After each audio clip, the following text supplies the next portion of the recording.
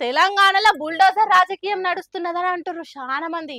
ఏడ భూమి ఖాళీ కనిపిస్తే చాలు బుల్డోజర్లు దిగుతున్నాయని అంటుర్రు. ఏ గట్లెందుకైతది? సర్కారు ఉన్నది భూములు గుంజుకునే తానికి బుల్డోజర్లు దింపేతానికా అనుకున్నా నేను గాని ఇగో గిది చూస్తుంటే నిజమే అనిపిస్తున్నది. ఇక్కడ కాదే మొత్తం పోతుంది. ఇప్పుడు ఒక్కటి కాదు కదా, 500 ఎకరాలు 600 ఎకరాలు పోతుంది. ఇన్నరా తన కాళ్ళ కింద భూమి కదిలిపోతుంటే రైతు ఇబ్బంది పడతలేడట. భూమి ఇయ్యను అంటే పోలీసులు ఇబ్బంది పడుతున్నారట.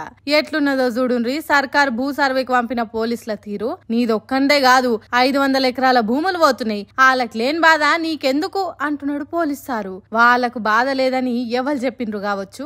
ఏ రైతైనా బతుకు తెరివిచ్చే భూమి పోతుంటే సంబరపడతాడా? కన్న తల్ల సొంటి నేల తల్లిని శరవెడితే కండ్ల నీళ్లు రావా? అందరిని పోలీస్ బూట్లతో నంచుకుంటా ఎవలకు లేని బాధ నీకెందుకు అన్నట్టు మాట్లాడతారా? బడా కంపెనీల ఓనర్లను ఇంకింత పెద్దగా చేసేటానికి పోలీసులను దింపిండ్రు. రైతులకు ఇల్లు ఆకిల్ లేకుండా చేస్తున్నారు. పేదోన్ని కొట్టి పెద్దోనికి పెట్టినట్టు చేస్తున్నారు. అందుకే ఏడ చూసినా పోలీసులు బుల్డోజర్లే కనిపిస్తున్నాయి. ఖాళీ జాగా కనిపిస్తే చాలు కథం పట్టిస్తున్నారు. మొత్తం బుల్డోజర్ రాజ్యం పోలీసుల రాజ్యం తీరైంది అంటున్నారు. ఫార్మాసిటీ పేరుతోని భూముల సర్వే కోసం వచ్చిన పోలీసులు రెవెన్యూ ఆఫీసర్లు వీళ్ళంతా ఉత్త సర్వే చేసుడే కాదు భూమిని సాపు చేసి కథం పట్టిస్తున్నారట. అందుకే బుల్డోజర్లు వచ్చినాయి. రంగారెడ్డి జిల్లా యాచారం మండలం నక్కర్తమేడిపల్లి అనే ఊర్లో జరుగుతున్న రేవంత్ రెడ్డి పాలన ఇగో ఇది అని ఈ వీడియోలను సోషల్ మీడియాలో సొక్క దిప్పుతున్నారు. కాంగ్రెస్ సర్కార్ కాకులను కొట్టి గద్దలకేసినట్టు చేస్తున్నది తప్ప దేశానికి అన్నం పెట్టే రైతుల గురించి ఆలోచన చేస్తలేదు అని తిడుతున్నారు.